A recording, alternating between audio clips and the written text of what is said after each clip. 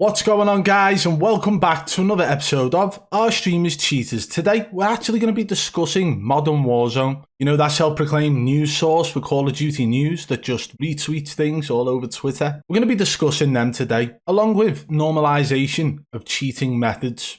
Okay, the reason for that is because Modern Warzone claimed that I was bad for the community some time ago now. And the reason they claimed that was because I was actually putting videos out of some top level content creators at the time who had very suspicious gameplay, and they decided they were going to side with the top level content creators. But recently Modern Warzone has actually posted something on Twitter that really contradicts their thoughts about what I do.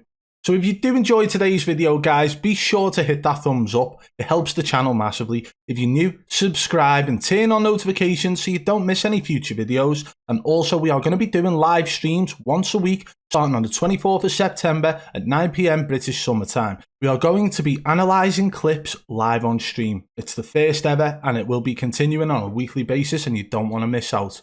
Also, guys, go and follow me on Twitter at Badboy Beaman. It's the best place for you guys to contact me about any streamers, no matter how big or small, if you believe they are cheating. Right, let's crack on with the video. So we're just going to get straight into it, guys. This is Modern Warzone. They're a verified Twitter account and they have hundreds of thousands of followers. They decided to tweet on April the 2nd, 2021 at 8:13 AM. Badboy Beaman is not good for the community. This is what happens without a proper anti-cheat. Now thousands of people take this guy's word for gold when he's being called out on his bullshit multiple times. But these claim themselves to be a Call of Duty news source. We're going to take a look at the profile now just so you guys get an understanding of what they believe to be. Gaming tweets and news you can relate to. Warzone, Vanguard, Battlefield, Halo. But they've based their whole name off of Call of Duty Warzone, Modern Warzone. They've got 415.4k followers. And the reason for that is because a lot of people believe this to be related or linked to Activision in some way, and it's not. It's just some gamer who decided, do you know what, I'm going to become a news source, call myself Modern Warzone, and start tweeting about Call of Duty stuff. And it worked. Look at him, he's grown. He claims that I'm bad for the community. The reason for that is because I am constantly asking questions. Is Swag using a strike pack? Guess what? The next day, Swag showed his controller, showed what the blue light was, and proved that it wasn't a strike pack. That is exactly how to address a situation when somebody has questioned you. Not accused, but asked a question. And he did it. And I put a video out saying, okay, fair enough. He's proven that it was a light coming out the back of his scuff controller because he had his paddles taken off the back. Modern Warzone, no, they wanted to get toxic. So after him spouting all that about me being bad for the community, he decides to go ahead and tweet this. Bearing in mind, guys, that this account, Modern Warzone, was involved in the normalization of the VPN use. VPN, VPN was used to actually get bot lobbies. It's that saturated now that it probably doesn't even work anymore. But what it does is it breaks the skill-based matchmaking within the game. And it actually allows these top-level content creators to get in lobbies against people who are nowhere near their level. Because it breaks the skill-based matchmaking and just dumps them in a random lobby with a high chance of having plenty of low-level players within there. That's probably how all these world records are being set. However, when I'd done a video about Swag, Mutex, Booyah and their other teammate actually reverse boosting using VPN method, nobody said anything other than a couple of days later, they all started to normalize the use of VPN. They started putting tweets out, they started putting polls out. Is VPN use a bad thing? Blah, blah, blah. A lot of people didn't really understand what they meant by that. The fact is, if you're using a specific VPN that is designed to break the skill-based matchmaking within the game to allow you to get easier games, that goes against Activision's terms of services, Call of Duty Warzone. Now, Modern Warzone tweeted about the use of VPN at the time, but this is their most recent one now. If you all knew how long YouTubers have been abusing reverse boosted lobbies to drop crazy high kill content and get multiple nukes in one game, none of it is new. It's been happening since the golden era of Call of Duty, and it will continue to happen with most none the wiser. They went on to say, this doesn't mean every YouTuber ever has, but the real question is, why does it even matter to us? If the content is enjoyable to watch, it's enjoyable to watch, or no. So with that being said, does this mean that Modern Warzone is behind cheaters? Because listen to me when I say this, a lot of people enjoy watching rage hackers. If they didn't, there wouldn't be Facebook gaming streamers who have tens of thousands of followers. Hacks Gaming 2, monetized, offered partnership by Facebook Gaming with tens of thousands of followers. It's happy. People love to watch him. Dixie Rages, Ricky Rage Gaming, and so on. The list is endless.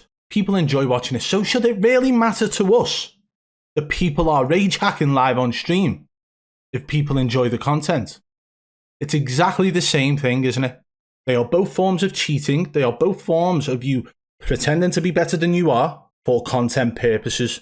And in my opinion, neither one is acceptable. If these content creators are willing to break the skill-based matchmaking by reverse boosting methods to make their better content, to put out high kill games, what's stopping them from using soft aimbot to also put out high kill games for content purposes? What's stopping them from using wall hacks to put out better games with high kill games for better content?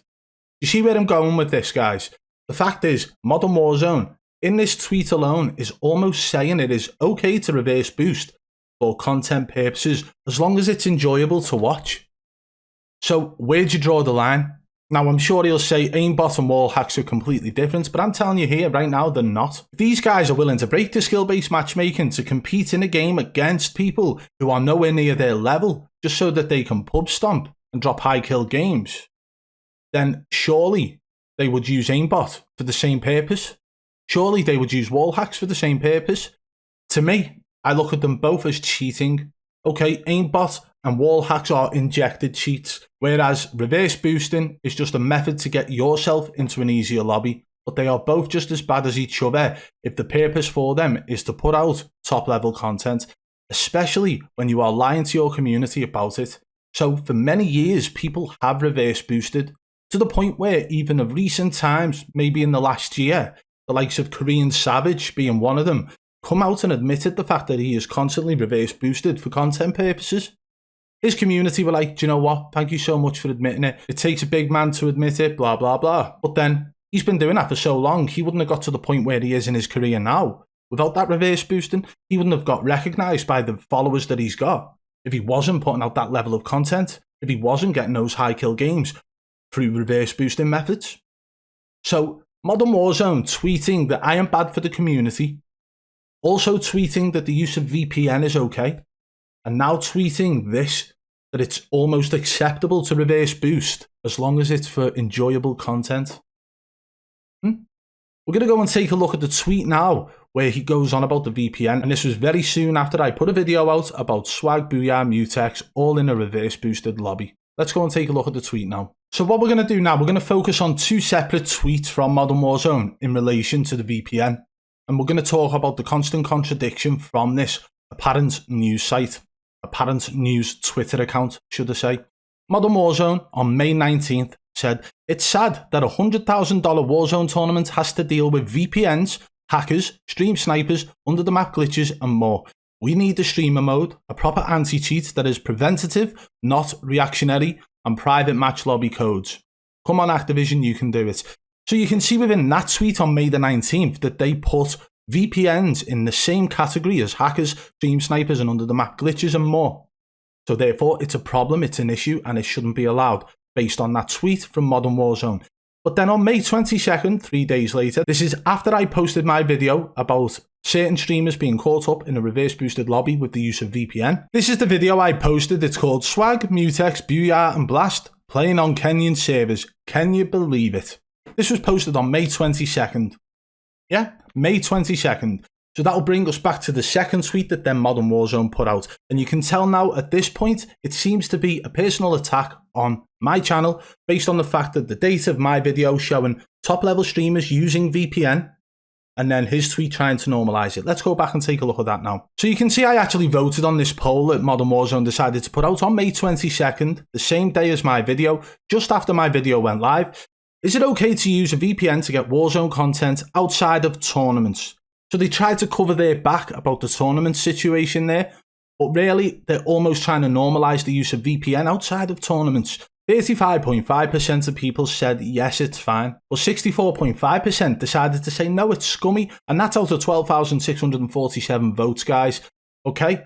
And the reason that they said it was scummy, 64.5%, the majority, is because it is. Just because you're not in a tournament doesn't mean that other people in your lobby aren't in a tournament, and that was caused by the fact that these large tournaments that have been happening for hundreds of thousands of dollars have been pub stomp tournaments, they have been kill race tournaments in public lobbies. So you could quite well ruin somebody else's tournament on that day. Even if you're not in a tournament, you could be using a VPN for content creation purposes and getting into a lobby and dropping 60 kills. But you could kill people within that lobby who are actually in a tournament. Because believe it or not, the be-all and end-all doesn't actually end with these $100,000 tournaments on Twitch.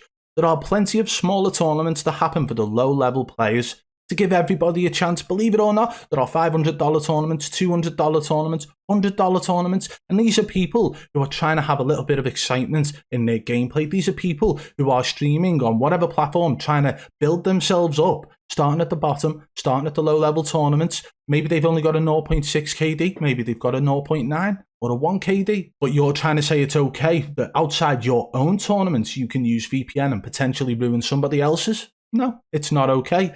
But the way in which they sort of contradict themselves with the two tweets, one of them saying that VPN's in the same bracket as hackers, stream snipers and under the map glitches, and then in the next one it's okay outside of tournaments. This is Modern Warzone, ladies and gentlemen, a self-proclaimed Call of Duty news Twitter account that seems to only concentrate on what's best for the top level content creators in the Call of Duty Warzone community. And for those of you who genuinely believe that Modern Warzone is the official Activision account, I want you guys to see a little something. This is Modern Warzone Live, 22.5k followers over on Twitch TV. This is the guy who is behind Modern Warzone. Although it's not just him, there seems to be a team of people working on the Modern Warzone front, especially on Twitter, based on recent tweets that went out about Doug actually taking some time off. So first of all, his last live stream that he did was called the MFAN Barbecue Storytime and Q&A. Whereas if it was an official news source, it would probably be reporting on MFAN Barbecue, but it wasn't. He just comes across simply as a fan of Nick Merckx. Nick Merckx is one of the pioneers in the streaming industry, so it is understandable, but as a news source, not a news source really, is it? A tweet news source, Call of Duty retweet source. He's used the Modern Warzone name to brand himself, therefore allowing people to come and follow him over on Twitch, which is fantastic. It's absolute brilliance in a business sense. He's managed to play off the name of the game and grow a following on Twitter. People follow him on Twitter and genuinely believe that he is Activision. They believe that he has something to do with the ins and outs of the game, because you see it in the replies to his tweets. He'll tweet about the MFAN Barbecue and people are saying, you know, fix the anti-cheat in your game. It's not Activision. A lot of people think it is. But let's have a look at who is actually behind Modern Warzone. It just appears to me that this is just another streamer who's decided to actually try something and it worked. That is using Modern Warzone as his name, along with his logo looking very similar to the Modern Warfare logo. Yeah, MWZ, MW, but it looks very similar.